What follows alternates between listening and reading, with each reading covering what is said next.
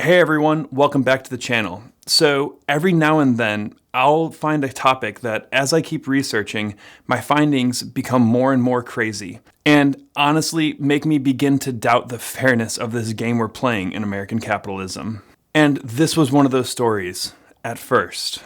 I mean, just to give you a quick example, as you're about to see, the average American's Roth IRA is worth around $39,000. So how on earth, if we're playing by the same game, could Peter Thiel have amassed a Roth IRA worth $5 billion? Look at this difference in scale, especially when you consider that the contribution limit now is $7,000 annually for people under 50, and the contribution limit was $2,000 when Peter Thiel made his investment back in 1999. But let's not despair. Perhaps all is not completely lost. Because here's the thing that makes the American experiment so fascinating. We are playing by the same game. The same tax code that applies to us applies to the ultra wealthy. They and their teams just know the rules better. But this also gives us an incredible opportunity.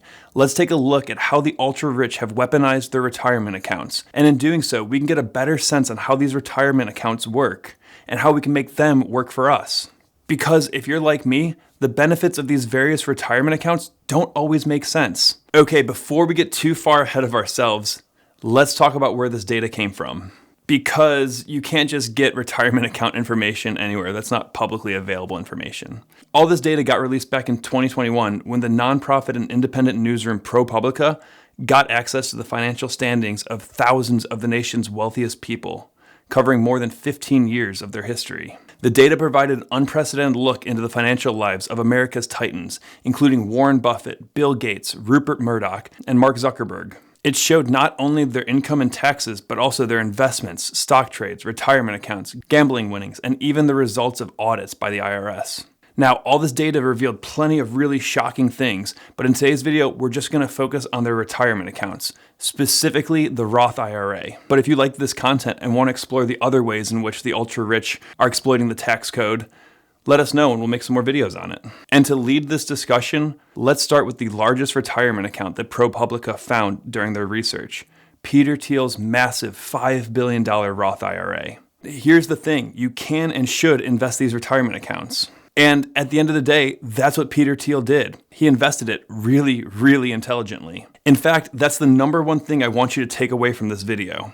Make sure you're actually investing into every retirement account that you have. That's not always a given. There's a surprisingly large amount of people who are contributing every month to these retirement accounts, but they're not actively invested. So if you have to pause the video here and just go check that real quick, there's really nothing more important than it. Okay, let's take a look at what Mr. Teal actually did, because that's really what's fascinating here.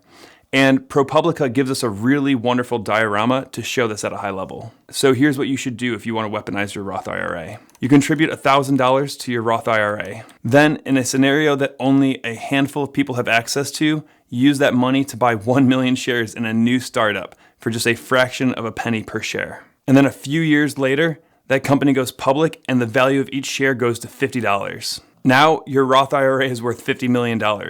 Normally, when you sell those shares, you would owe the IRS 20% of your gains as part of the long-term capital gains. But since all this happened inside of Roth IRA, you don't pay any taxes. Now, you use that $50 million to invest in more companies. And then when those companies go public or their stock increases in value, your Roth IRA keeps growing. And then as long as you wait to cash out when you're 59 and a half, that money will never be taxed. And to be tactical about what his actual investments were. So in 1999, he put $2,000 into his Roth IRA and he paid taxes on it. So after taxes, it was worth around $1,600. Now, just like that graphic from ProPublica showed, what he did next was kind of sketch, and it's known as stuffing. He used that $1,600 to issue himself a boatload of PayPal stock. In fact, Teal paid just around a tenth of a penny per share for 1.7 million shares. And then PayPal blew up. And when eBay ultimately acquired PayPal at the end of 2002, that Roth IRA was now worth $28.5 million.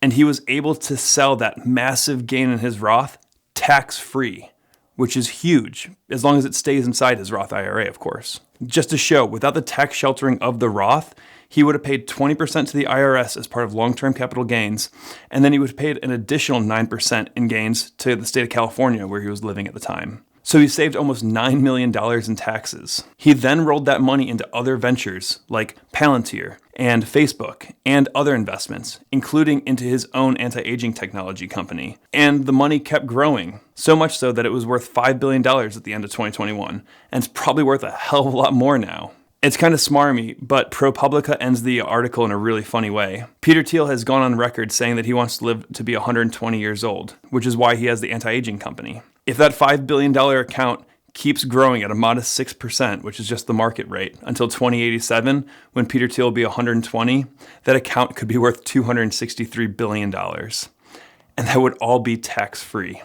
So this shows you some of the benefits of the Roth. Honestly, this helped me understand a Roth IRA better than I've ever understood it before. First, it's investable, which you may or may not know at this point. And again, if you have a Roth IRA, make sure you check and make sure that it's being invested. That is the biggest thing. Second, selling investments inside the Roth IRA doesn't incur the usual 20% long-term capital gains tax to the IRS and any state taxes owed on top of that. And then third, you can withdraw it at age 59 and a half tax-free. It's an incredibly powerful tool. And there are some more lessons here. If you want to be a founder or a business owner, don't pay yourself a high salary. In the US, salaries are taxed, not wealth. So make sure you're taking as much equity in the business as possible. Not only is this good for your startup or your business, salaries are usually the highest expense, but also if you're below that $110,000 maximum in earnings, you can use a Roth. And then, of course, you can use your Roth to buy equity, even if your company is still private, in your retirement accounts. I didn't know you could do that. I thought it had to be a public company. Just make sure you talk to an attorney before doing this, because stuffing is a thing and the IRS is watching out for it more, as they should after this report. And then the last thing I want to note is that in 1999, Peter Thiel was in his early 30s. So don't let anyone ever tell you it's too late to get started investing. So here's the thing. Peter Thiel is playing by the rules of the game. He's exploiting the system for sure, but he's not doing anything illegal. And he's not the only mega rich person doing it. 3 other PayPal alumni built Roths worth more than $80 million each.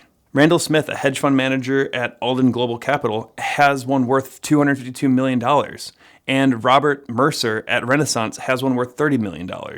And even some people that I really admire are doing the same. Ted Weschler, one of Warren Buffett's top lieutenants and one of the 2 people who run Berkshire's investing arm, had $264 million in his Roth. And he defended his massive Roth in a letter that he wrote to ProPublica. He says, "The magnitude of my Roth IRA is certainly larger than anything I would have ever imagined it to be when I first opened my IRA in 1984 as a 22-year-old junior financial analyst making $22,000 a year." And then he talks about how his IRA grew to $70,000 by the end of 1989. But then he goes on to say, "The investing success of this account has been a function of careful stock selection, exceptional luck, and a multi-decade time period." And then he ends the letter by saying, "Each $1 saved as a 22-year-old in New York City grew over the ensuing 35 years to over $9,000.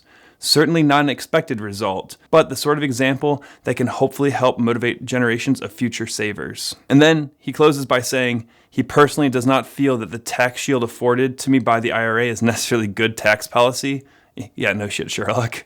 But to that end, he is openly supportive of modifying the benefit afforded to the retirement accounts. It's utterly fascinating when you think about it. These people are playing the game really well, and we should try to emulate that. And that's the real good news here. The ultra-rich aren't playing with different rules than we are. We can learn these techniques. And that all starts with learning the art and science of intelligent investing. And that's where the company I've been working on comes into play. If you're interested in learning how to become an intelligent investor, check out flankinvesting.com. We just wrapped up filming a course that shows you exactly how to analyze a stock like Warren Buffett would. And I'm not just one of those wannabe financial YouTubers that tries to push a course on you. Flank actually started as a social and a data platform that was focused solely on Buffett-style investing, long-term, fundamental, looking at stocks as actual ownership of businesses as opposed to being paper that you can trade. But we got feedback that no one really knew how to use it, so that's why we created the course.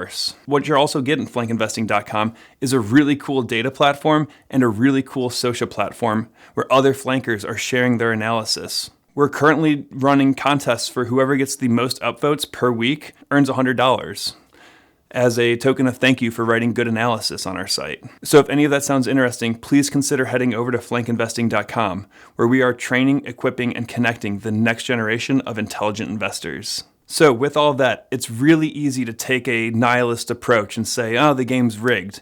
But it's not. You can use the strategies of the ultra-rich. They're not necessarily doing anything illegal or immoral, but they are playing the game really intelligently. Again, the biggest takeaway that I want you to take from this video is to make sure that your retirement accounts are being invested in. You have two options. You can do active investing or passive investing. If you're not interested in studying businesses and learning the art and science of investing, that's completely fine. You'll be okay. You don't need Flank at all. What you'll want to do is make sure you set yourself up with low-cost ETFs. What that low-cost part means is avoiding any sort of high expense ratio. That will eat into your long-term gains. But if you do want to learn, I hope you'll come join us over at flankinvesting.com. Thanks again, and we'll see you next time.